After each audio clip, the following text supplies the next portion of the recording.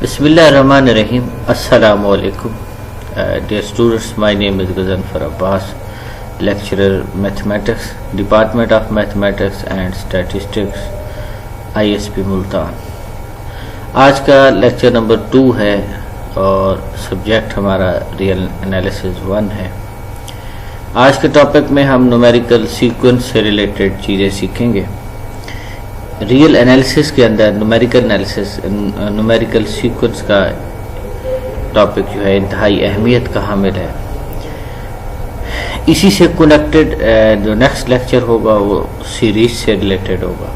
तो आज हम न्यूमेरिकल सीक्वेंस को समझेंगे और पढ़ेंगे। सीक्वेंस की डेफिनेशन कुछ इस तरह है कि let G plus be the positive integer given set positive integers. कि सपोज हमारे पास जी प्लस जो है ये एक गिवन सेट है और जी प्लस का यहाँ मतलब सेट ऑफ पॉजिटिव इंटीजर है। And defined a function F such that F from G plus to X where X is a set, then collection of image of points is known as a sequence. यानी function जब हम इसके ऊपर apply करेंगे हमें जो answers मिलते चले जाएंगे, आउटपुट हमारे पास होगी, उसको अगर हम लिखें कलेक्शन को जो है हम सीक्वेंस कहेंगे। मोस्ट ऑफ द टाइम या जी प्लस की जगह सेट ऑफ नेचुरल नंबर भी लिख दिया जाता है, तो सेम ही मीनिंग है, सेम ही चीज़ है। G plus is equal to set of natural number. तो ऐसा फंक्शन जो सेट ऑफ नेचुरल नंबर को मैप कर रहा होता है और वो जो इमेजेस हैं उनकी कलेक्शन जो है और उसको हम कहते हैं कि ये सीक्वेंस है। याद रखिए सेट ऑफ नेचुरल नंबर में जैसे कि 1, 2, 3, 4 एंड सो ऑन ये एक नंबर है, तो इसी तरीके से ये मैप हो रहे होते हैं। यानी 1 मैप हो रहा होगा एफ ऑफ 1 के ऊपर, 2 मैप हो रहा होगा एफ ऑफ 2 के ऊपर। तो हम ये जो एसोसिएशन है with the set of natural number, ये सीक्वेंस की एक खूबी है जिसकी वजह से हम ये कह सकते हैं कि ये फर्स्ट टर्म है, ये सेकंड टर्म है, ये third term, fourth term, so on. ये जो हम फर्स्ट सेकंड थर्ड या साइन कर रहे होते हैं एक्चुअली ये एक सीक्वेंस है, फंक्शन है जो सेट ऑफ नेचुरल नंबर 2 यानी सेट है। तो इसकी एग्जांपल हम नेक्स्ट देखते हैं कि फॉर एग्जांपल पहला सीक्वेंस कि एक्सन, इसकी नोटेशन सिंपल है, ये ऑलरेडी आपने पढ़ी भी है। एक्सन फॉर एग्जांपल इसकी नोटेशन है is defined as I raised पर एन। तो मेन इसकी जो फर्स्ट टर्म होगी आप एन की जगह 1 पुट करेंगे तो आयोटा रेज्ड पर 1, तो आयोटा आ जाएगा। जब आयोटा एन की जगह 2 पुट करेंगे तो x2 आ जाएगा, मीन सेकेंड टर्म, और आई रेज्ड पर 2 इज इक्वल टू -1।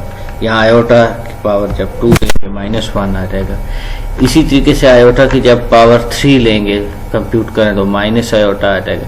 तो गोया ये एक फंक्शन है जो set of natural number 2 a set है और उस सेट में जो एलिमेंट्स पड़े हैं वो आयोटा, माइनस आयोटा, 1, -1 है। सिमिलरली एक और सीक्वेंस है Sn, इसको डिफाइन किया गया 1/n से। तो आप जब इसमें n की जगह 1, 2, 3, 4 and so on values put करते चले जाएंगे तो आपको जो इमेजेस मिलेंगे वो 1, 1/2, 1/3, 1/4 एंड सो ऑन। उन इमेजेस की कलेक्शन का नाम एक सीक्वेंस है। जैसा कि यहाँ पे हमारे पास सीक्वेंस 1, 1/2, 1/3 एंड सो ऑन, ये एक सीक्वेंस है। इसी तरीके से an is equal to n square, यहाँ आप n की जगह 1, 2, 3 एंड सो ऑन पुट करते चले जाएंगे तो आपके पास ये आता चला जाएगा 1, 4, 19, 16 एंड सो ऑन। ये हमारे पास एक सीक्वेंस है। तो ये सीक्वेंस की चंद इंपॉर्टेंट एग्जांपल है।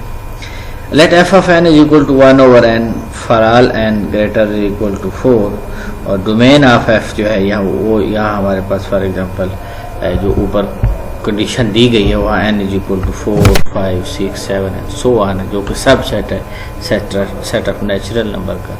तो अगर टर्म जो हैं फंक्शंस की जो इमेजेस आ रहे हैं यानी जो सीक्वेंस है उसकी टर्म्स जो हैं वो अगर इन्फिनिट हो तो हम कहेंगे कि ये इन्फिनिट सीक्वेंस है।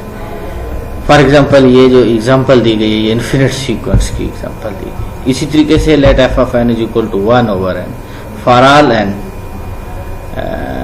एन फॉर ऑल नहीं बल्कि एन के ऊपर कंडीशन है कि lesser equal to 100 and greater equal to 4। तो ये एन पार्टिकुलर कर दिया गया कि 100 से लेस और 4 से ग्रेटर, और 4 और 100 भी इंक्लूड है। तो अगर ऐसा हो तो ये टर्म आ जाएंगी 4 अप टू 100 इस सीक्वेंस की जो डोमेन है। और अगर इसकी डोमेन हम फाइनाइट ले लेते हैं तो हम ये कहेंगे कि ये हमारा जो सीक्वेंस है ये फाइनाइट है। यहाँ पे भी याद रखें कि ये डोमेन्स के एलिमेंट्स जो हैं ये फाइनाइट है, ठीक है। डोमेन्स के एलिमेंट फाइनाइट हैं तो इट मीन इमेजेस भी फाइनाइट आएंगे, 1/4, 1/5, 1/6, 1/7 एंड सो ऑन। तो इन सिमिलर वे अगर हमारे पास डोमेन के एलिमेंट्स फाइनाइट कर दिए गए डेफिनेटली इमेजेस भी फाइनाइट आएंगे, और हम ये कहेंगे कि ये जो सीक्वेंस है ये फाइनाइट सीक्वेंस है। Next, let f from n to r be a given f of n is equal to 1/n for all n belongs to n mean 1, 2, 3 and so on, then f of n or 1/n is a real sequence। Mean sequence की terms अगर set of real numbers को belong करती हैं तो हम ये कहेंगे कि ये रियल सीक्वेंस है। एंड इस terms are 1, 1/2, 1/3 and so on. The sequence is infinite and all of its terms are distinct। तो याद रखें यहाँ पे जो हमारे पास आ रही हैं सीक्वेंस की टर्म्स वो इन्फिनिट आ रही हैं और डिस्टिंक्ट आ रही हैं।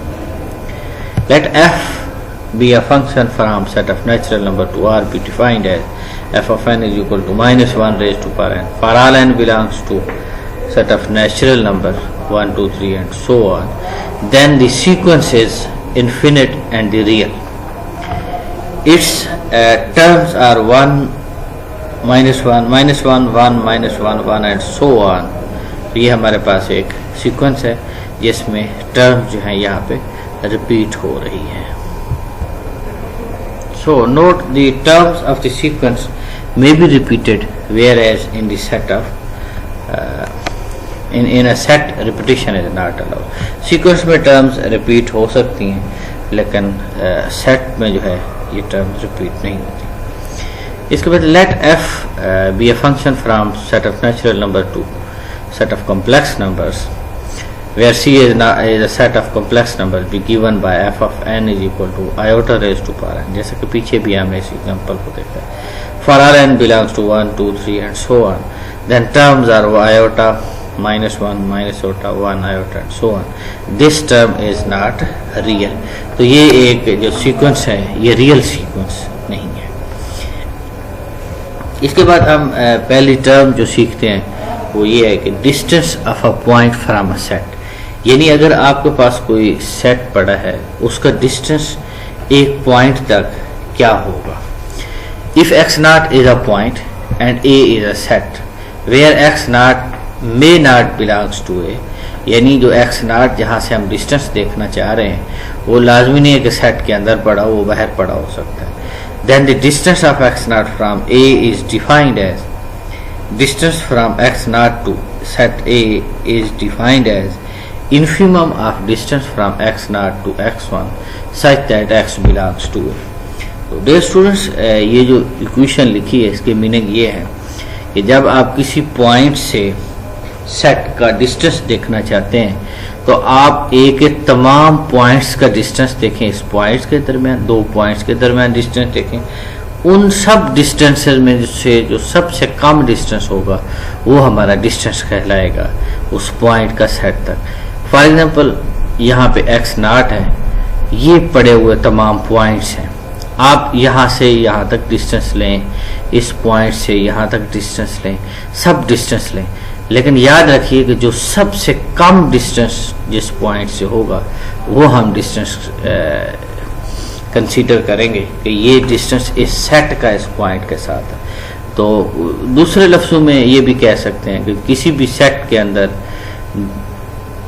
पॉइंट्स जो हैं उन सब का डिस्टेंस देखा जाए x0 के साथ, और सबसे जो क्लोजेस्ट पॉइंट होगा उसका जो डिस्टेंस होगा वो सेट का पॉइंट का डिस्टेंस फ्रॉम सेट कहा जाएगा। तो ये बात आप समझ लें कि कोई भी सेट दिया जाए और बाहर एक पॉइंट दिया जाए और कहा जाए कि इनको आप इनका डिस्टेंस फाइंड आउट करें, तो ये इक्वेशन आप यूज़ करेंगे। अब इम्पोर्टेंट बात यह है कि x अगर आउटसाइड होने के बजाय सेट के अंदर पड़ा हो तो फिर सेट से क्या डिस्टेंस होगा। तो डेफिनेटली अगर ये पॉइंट बिल्कुल ए को बिलोंग कर रहा है तो ए के ही एलिमेंट्स से उनका जो मिनिमम डिस्टेंस देखना है तो डेफिनेटली उसका डिस्टेंस 0 आएगा। तो if x not belongs to A then distance from x not to A is what, तो डेफिनेटली वो 0 आएगा। Limit point, a point x naught is a limit point of a set E if distance from x naught to set other than x naught is 0। ये limit point की definition है, यानी ऐसा point जिसका distance उस set से 0 आ जाए उसको एक्सक्लूड करते हुए, यानी E माइनस एक्स नाट का यहाँ मतलब ये है कि E माइनस एक्स नाट का डिस्टेंस x नाट तक अगर 0 आ जाए तो हम कहते हैं कि ये हमारे पास लिमिट पॉइंट है। और इसी चीज़ को आप डिस्टेंस को आप देख सकते हैं कि that mean infimum of distance from x not to x is 0 for all x belongs to E minus X not. This means that infimum of set of all distances of E minus X not from x not should be 0। Limit point के लिए यह है कि वो set से distance 0 रखता है other than या एक्सक्लूडिंग दैट पॉइंट। आप किसी भी सेट से उसको निकाल दें और फिर उसका डिस्टेंस चेक करें उस सेट के साथ, अगर 0 आ रहा है तो हम कहेंगे कि ये इसका लिमिट पॉइंट है। एग्जाम्पल, फॉर एग्जाम्पल मैं इसकी एग्जाम्पल करता हूँ, show that x not 0 is the limit point of this. आपसे कहा जाए कि x नॉट बताएं कि जी 0 है और वो इसका लिमिट पॉइंट है, तो कैसे करेंगे। x is limit point of E if distance from x not to this set is 0 other than x not. तो आप ये चेक कर लें कि x नॉट E में से 0 निकाल दें तो 1 2 1 1/2 1/3 एंड सो ऑन बच जाता है। आप 1 का 0 के साथ डिस्टेंस निकालें, 0 का 1/2 के साथ निकालें, 0 का 1/3 के साथ निकालें, तो ये डिस्टेंस आते चले जाएंगे। इस डिस्टेंस में जो इन्फिमम होगा 1 1/2 1/3, इसमें जो इन्फिमम आएगा वो 0। तो इट मीन ये इसका हमारे पास ये डिस्टेंस आता है। तो ये distance from x not to E minus X not, ये हमारे पास डिस्टेंस आ रहा है। तो दिस मीन दैट इसके 0 आने से मुराद ये है कि ये हमारे पास लिमिट पॉइंट है। 0 is the limit point of E। अब example next, show that x not is equal to 5 is not a limit point of 5। तो सिंपली हम इसका डिस्टेंस चेक करेंगे, इन्फिमम देखेंगे, हर पॉइंट्स के साथ 5 का डिस्टेंस देखेंगे। अगर 0 नहीं आ रहा तो फिर डेफिनेटली हम ये कहेंगे कि ये लिमिट पॉइंट नहीं। तो इसको भी इसी तरीके से सॉल्व किया जा सकता है कि E minus X not is equal to E minus 5, जो कि 2 10 12 आ रहे हैं, यानी आप 5 को माइनस कर रहे हैं। उसके बाद distance from 5 to 2, distance from 5 to 10, distance from 5 to 12, ये 2 10 12 E माइनस एक्स नॉट के एलिमेंट है। अगर आप डिस्टेंस देखें तो 3 5 7 है। इन 3 5 7 में से इन्फिमम देखें तो आपके पास वो 3 आ रहा है जो कि 0 नहीं है। तो this mean that 5 is not limit point of E। तो याद रखिए कि अगर आपको कोई सेट दे दिया जाए, कहा जाए कि इसका ये लिमिट पॉइंट शो करेंगे, ये पॉइंट इसका लिमिट पॉइंट है या नहीं, तो आप इस वे से करेंगे। इंपॉर्टेंट बात कि अगर आपको एक क्लोज्ड इंटरवल दे दी जाए और कहा जाए कि फॉर एग्जांपल वो इंटरवल A to B है और कहा जाए कि शो करें कि A जो है ये लिमिट पॉइंट है या नहीं, तो याद रखिए कि आप इसको यूं कर सकते हैं कि B greater than B1 B2 B3 and so on. ये पॉइंट ले रहे हैं आप B1 B2 B3 and so on, ये आपके पास है। आप चेक करना चाह रहे हैं कि आप A जो है ये हमारे पास इस इंटरवल का लिमिट पॉइंट है या नहीं। उसके लिए हम क्या करेंगे, A के अलावा जितने पॉइंट से C में पड़े हैं उन सब से हम डिस्टेंस लेंगे, उसमें से इन्फिमम देखेंगे। तो चेक करते हैं, आप जब distance from A to B देखेंगे तो B माइनस A आ जाएगा। Distance from B to A to B1 देखेंगे तो B1 माइनस A आ जाएगा। B2 देखेंगे तो B2 माइनस A आएगा, बिकॉज B1 B2 B3 इसके अंदर ये पॉइंट्स हैं, आपने इनको डिफरेंट पॉइंट्स लिए। तो आप देखें distance from x naught to e minus x naught is infimum of distance from x naught to x belongs to e minus epsilon. आप जानते हैं कि उनके डिस्टेंसेस में जो सबसे इन्फिमम आ रही है, कम से कम आ रहा है, वो जीरो होना चाहिए. तो अब डिस्टेंस क्या आ रहा है, b माइनस ए ओवरऑल इंटरवल की लेंथ आ रही है, b1 माइनस ए ये उस लेंथ से कम लेंथ है, b2 माइनस ए ये उससे कम है. तो इसी तरीके से b1 b2 b3 and so on, B कहाँ अप्रोच कर रहा है, ए को अप्रोच कर. तो इट मीन ये जो सीक्वेंस है बी माइनस ए, b1 माइनस ए, b2 माइनस ए, ये अप्रोच कर रहा है ए माइनस ए को, और ए माइनस ए का मतलब जीरो है. तो इट मीन इस सेट की जो इन्फिमम है वो जीरो आ रही है. तो this implies that x not is a limit point of E. तो सिंपली आप शो कर सकते हैं कि x not is B is the limit point of E, यानी जैसे आपने शो किया ए को, इसी तरीके से ये भी शो कर सकते हैं कि बी इसका लिमिट पॉइंट है. इसी तरीके से show that x not is a is a limit point of this open interval, ऐसा भी किया जा सकता है, इसको भी प्रूफ किया जा सकता है. Show that x not is B is a limit point of E, इसको भी शो किया जा सकता है इन सिमिलर वे, जैसा कि हमने पिछली एग्जांपल में देखा है. तो ये हमने किसी सेट के लिमिट पॉइंट को हम डिस्कस किया. अब नेक्स्ट जो ये हमने क्यों चीज़ें पढ़ी हैं, सिर्फ इसलिए कि हम सीक्वेंस की लिमिट में भी इंटरेस्टेड हैं. कि एक सीक्वेंस भी तो एक इमेजेस का सेट होता है, तो उसमें लिमिट पॉइंट कैसे हम देखते हैं. तो उसके बाद नेक्स्ट डेफिनेशन है कन्वर्जेंस ऑफ सीक्वेंस, कि सीक्वेंस किसको कन्वर्ज कर रहा है, किस पॉइंट की जानिब बढ़ रहा है. तो इसकी डेफिनेशन हम करते हैं, let X and be the given sequence in a set x which is a metric space with metric t. ये चीज़ इंपॉर्टेंट है कि आप जो सीक्वेंस ले रहे हैं वो किसी मीट्रिक स्पेस में ले रहे हैं और उसका जो मीट्रिक है वो d है. then the sequence xn converges to x naught, a point x naught of x if corresponding to a given epsilon greater than 0, we can find a positive integer n such that distance from x naught to xn is less than epsilon for all n greater or equal to n. ये definition है, epsilon delta definition है. आप ये definition करेंगे, अगर हमारे पास ये एक नेट मिल जाए, ये एक नेबरहुड के कॉन्सेप्ट से भी आप इसको डिस्कस कर सकते हैं. अगर हम ऐसा एन फाइंड आउट कर लें जिसके लिए distance from x n to x naught less than epsilon आ जाए और ये एन डिपेंड कर रहा है एप्सिलॉन के ऊपर, तो हम ये कहते हैं कि अगर ऐसा ये कंडीशन फुलफिल हो रही हो तो हम ये कहते हैं कि ये सीक्वेंस कन्वर्ज कर रहा है. ठीक है, एक्स नॉट को कन्वर्ट कर रहे हैं. और ये बात याद रखें कि यहाँ पे जो n डिपेंड्स अपॉन e है, इसका मतलब ये नहीं है कि epsilon is a function of e. इसके बाद बेसिक प्रॉपर्टीज हैं कि अगर एक सीक्वेंस Sn है, Tn है, सीक्वेंस ऑफ रियल नंबर है और एक कन्वर्ज कर रहा है s को, दूसरा कन्वर्ज कर रहा है t को, जैसा कि Sn converge to s. Converge का mean n approaches to infinity. Limit आप देख रहे हैं कि सीक्वेंस किस पॉइंट की जाने पड़ रहा है. जब आप nth टर्म इन्फिनिट तक अप्रोच करेंगे तो इसका बिहेवियर किस जाने पे. फॉर एग्जांपल Sn कन्वर्ज कर रहा है s को, Tn कन्वर्ज कर रहा है t को. तो याद रखिए कि ये लिमिट का जो कॉन्सेप्ट है ये लीनियर है इसके ऊपर, यानी a limit of Sn plus b limit of Tn. इसी तरीके से Sn और Tn दो मल्टीप्लाई हो रहे हैं उस सीक्वेंस, तो आप उनकी अलग अलग लिमिट लेके इसको लिख सकते हैं.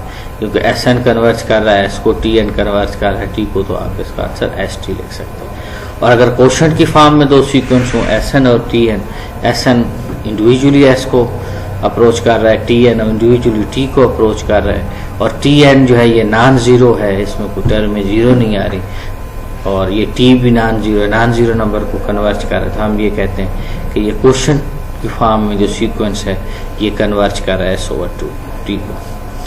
If sequence xn converges to s, then there exists a positive integer n1 such that sn greater than 1 over 2 s for n greater than n1. तो ये क्वेश्चन है, आप अपना इसको कर सकते हैं. Show that limit n approaches to infinity 1 plus 1 over n is equal to 1. तो ये अगर आपको कहा जाए कि ये एक सीक्वेंस है और इसको आप शो करें कि ये 1 को कन्वर्ज कर रहे हैं, तो आप इस तरह करेंगे कि we show that 1 plus 1 over n converge to 1, mean ये लिमिट फाइंड आउट कर रहे हैं n approach to infinity 1 plus 1 over n is equal to 1. तो इसके लिए हम लेट करते हैं कि एप्सिलॉन ग्रेटर देन 0 है. 1 plus 1 over n minus 1 less than n when 1 over n less than epsilon. 1 plus 1 over n minus 1 less than epsilon whenever 1 over n less than epsilon. आप इसको जब ये भी पॉजिटिव है, 1 over n भी positive है, तो 1 over n less than epsilon आप लिख सकते हैं। नेक्स्ट स्टेप में अगर आप इसको इक्वालिटी को थोड़ा सा चेंज करें तो ये आ जाता है n greater than 1 over epsilon. तो गोया हमारे पास जो n है वो मिल गया है कि ये एप्सिलॉन के ऊपर इस वे से डिपेंड कर रहा है और ये इसका जो रिलेशन बन रहा है वो 1 over एप्सिलॉन है। तो no 1 over epsilon is not necessarily an integer for every epsilon greater than 0। Thus we take n thus smallest positive integer greater than 1 over epsilon. Thus 1 gives us 1 plus 1 over n minus 1 less than epsilon for all n greater or equal to 1. The smallest integer greater than 1. तो इसलिए हम ये कह सकते हैं कि ये condition हमें n मिल गया है जो कि डिपेंड कर रहा है एप्सिलॉन के ऊपर, सच दैट के इनक्वालिटी होल्ड कर रही है। तो हम ये कहेंगे कि ये कन्वर्ज कर रहा है 0 को। अगर पार्टिकुलर आप इंटरेस्टेड हैं तो आप फर्ज करें एप्सिलॉन चूज करते हैं आप 100 n 100 लेते हैं, तो एप्सिलॉन की वैल्यू अगर 1 over 100 लेते हैं तो आपके पास 1 over एप्सिलॉन इज 100। तो इट मीन 100 के बाद जो n होगा हमारा उसके लिए ये इनक्वालिटी होल्ड करेगी जब आप 1 over एप्सिलॉन 1 over 100 ले रहे हैं। तो so then n is equal to 101, then 1 plus 1 over n minus 1 less than 1 over 100 for all n greater or equal to 10। तो ये एग्जांपल है, ये आप नोट करेंगे। आगे फिर कंडीशन एक नई अज्यूम किया गया है एप्सिलॉन के लिए, डेफिनेशन आपको बताने की कोशिश की गई है। पार्टिकुलरली आप एप्सिलॉन की जब वैल्यू लेते हैं तो आपके पास n कैसे आता है। इसके बाद show that 2 plus 3 over n converge to 2। अगर आप ऊपर वाली एग्जांपल को एज इट एज लिखें और समझें, उसके बाद आप इस एक्सरसाइज को कर सकते हैं। बाउंडेड सीक्वेंस क्या होता है? ऐसा सीक्वेंस जिसके पॉइंट से एक्स एन का तक का जो डिस्टेंस है वो लेसर इक्वल टू m आ जाए, ग्रेटर इक्वल टू m आ जाए। अगर हमारे पास क्या ये रियल नंबर m और स्मॉल m ये मिल जाते हैं तो हम कहते हैं कि ये सीक्वेंस जो है ये बाउंडेड है, यानी बाउंडेड सेट की तरह के ये सीक्वेंस जिसमें ये कंडीशन पाई जाए तो ये lesser equal to m greater equal to m आ जाए तो हम कहते हैं कि ये बाउंडेड है। तो इसको हम यूँ भी लिख सकते हैं sequence x n is said to be bounded sequence if it is possible to find real number m and capital M such that for any point p belongs to x we have this inequality. तो हम कहते हैं कि ये हमारे पास bounded sequence है।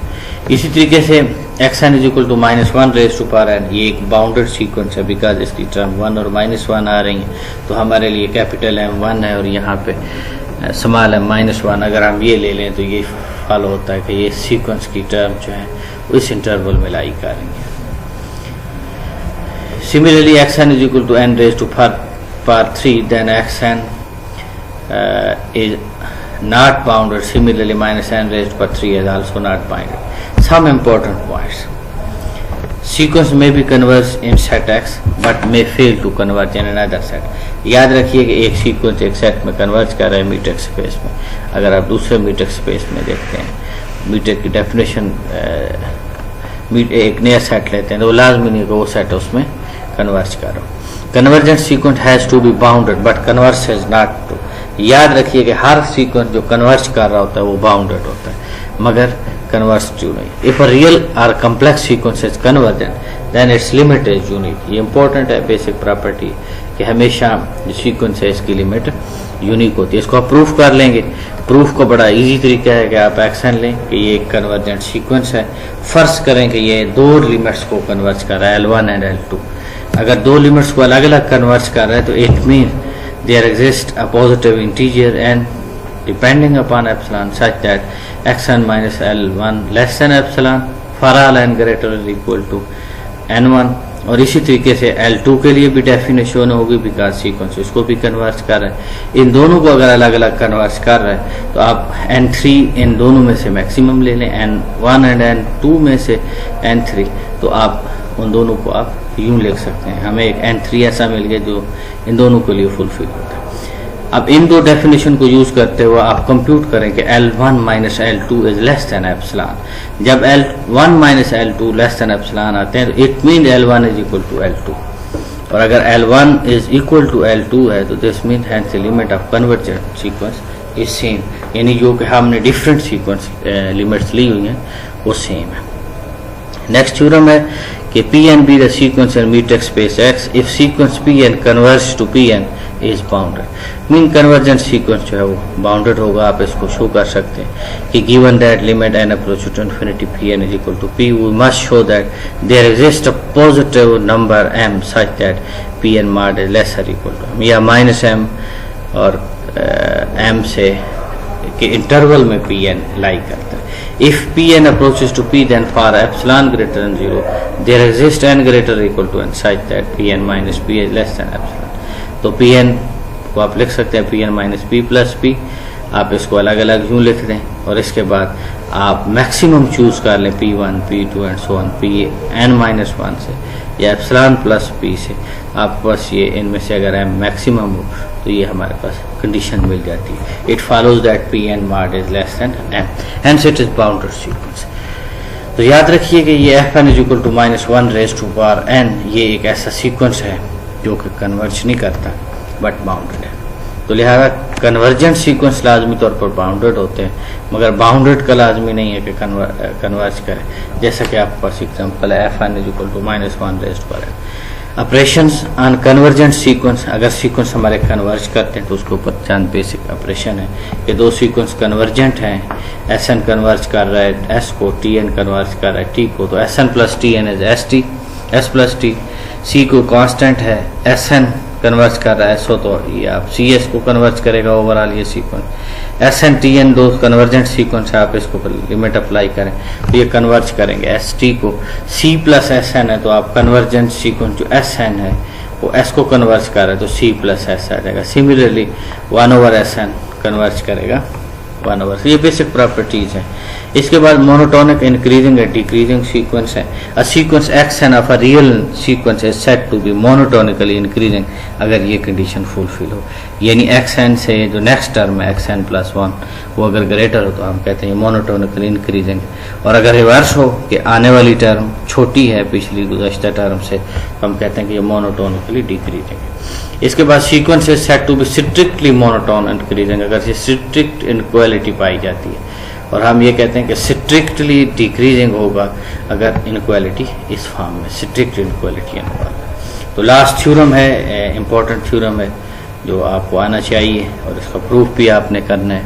A bounded sequence which is monotonically increasing sequence is convergent. तो याद रखें कि ऐसा सीक्वेंस जो बाउंडेड भी हो और मोनोटोनिकली इंक्रीजिंग हो तो हम कहते हैं कि ये कन्वर्जेंट सीक्वेंस है। या इन डिफरेंट वे आप ये भी कह सकते हैं monotonic decreasing sequence which is bounded is convergent, या दूसरे लफ्जों में इन तीसरी स्टेटमेंट इक्विवेलेंट ये बनती है कि every bounded monotonic sequence is convergent. आपने इसका प्रूफ करना है और इससे रिलेटेड अगर कोई क्वेश्चन होगा तो मुझे आप डिस्कशन रूम में बता सकते हैं, क्लास में भी हम ये चीज़ें डिस्कस करेंगे। तो नेक्स्ट लेक्चर जो हमारा होगा वो सीरीज से रिलेटेड होगा, सीक्वेंस से हम एडवांस चीज़ें पढ़ेंगे। तो अस्सलाम वालेकुम।